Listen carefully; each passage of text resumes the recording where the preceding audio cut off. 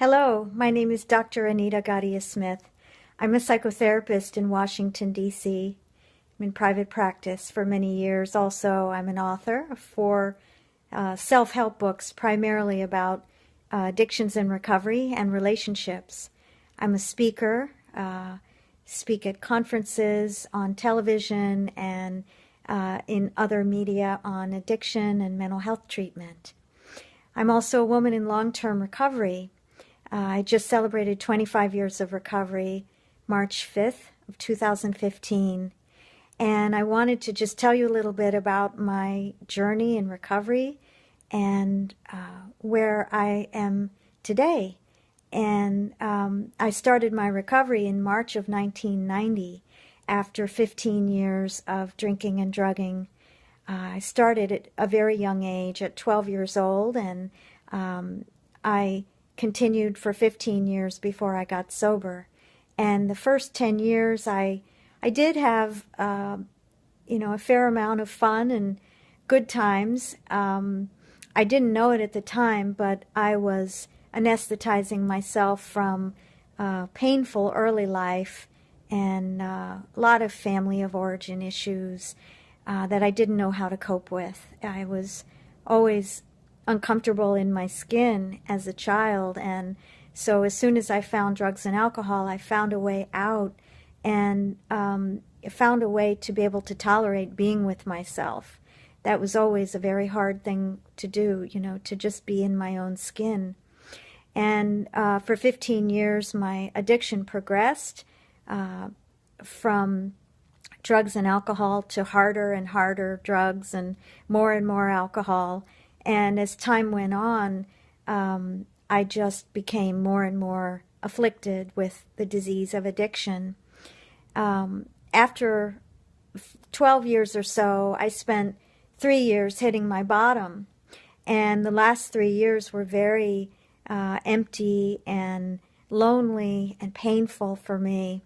And I found a way to move. I lived in Baltimore at the time. I moved to Washington and met some people here who introduced me to recovery. And finally, in the fall of '89, I had been in enough pain for long enough that I was willing to give it a try. And I found the rooms of recovery and found a new life for myself. A couple of years after getting into recovery, I went back to school. I had spent many years studying French literature and not really knowing what I wanted to do with my life, although I loved French and still do. It was not my calling, and I did some work to find my direction in life and went back to graduate school and became a psychotherapist, and I've been doing that for many years now. I was really afraid of going back to school. I didn't know if I could do it and didn't know how it would all work out. But from the moment I started, it was a beautiful experience. And it was during those years that I met my husband, who was in a similar field. And we got married. We've been married for 17 years now. And that was quite a journey in and of itself, because I had never really learned how to have a relationship with another person.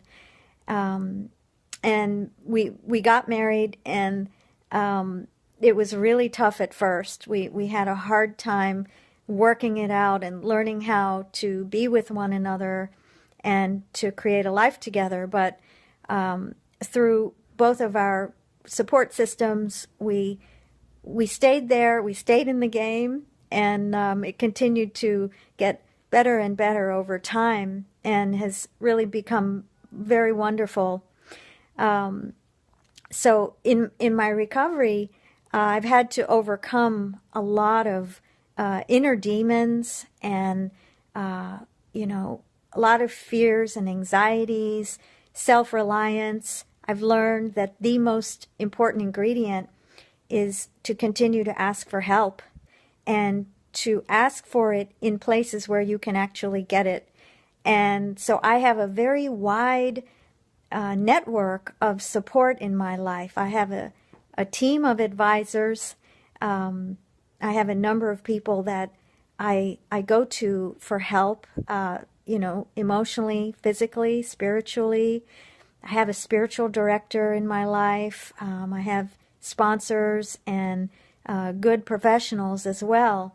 And, the most important thing is that I am responsible for the life that I have and to create the life that I want. And I found that if I do my part and if I keep myself physically, emotionally, and spiritually fit, I'm continually led to the next step and the next step and the next step. And my recovery continues to progress. I believe that there's no limit to how far we can go in recovery. When I was in my active addiction, I would do anything to get what I wanted. I would go anywhere. Nothing was too much trouble. And, I was unstoppable. And I truly believe that when you're in recovery, it's the same energy that you put into your addiction, but you turn it around in a different direction. And once you put that energy in a positive direction, we can all accomplish great things and make meaning of our lives in recovery.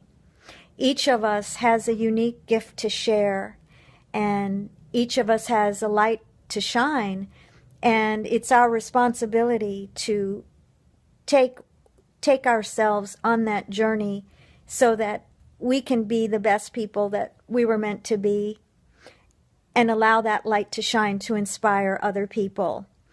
And the way that I've done it is through my work and through my books and my speaking and so forth. And your way may be very different. But if you are in recovery or you're thinking about getting into recovery, get out there in the game of life and let yourself shine and do everything you can to further your growth in every way possible. It's fun. We have a good time doing this, and we get to do it together. And we get to continually have adventures in our lives as time goes on. How blessed you are if you're already in recovery. And if you're thinking about it, give it a try. You can always go back to what you were doing before. But this is truly a beautiful way of life, and I'm here to tell you that, if I can do it, you can do it. I started from a very, very dark place 25 years ago and have climbed a lot of mountains, not by myself, but with help from people, and I've been able to do things that I never even could dream of before. And you can do the same thing. I wish you all the best in your recovery, and, just be willing to give it a try. At the end, when we're between that rock and a hard place, it's frightening to go on the way we were, and it's frightening to cross over into the unknown, the other side.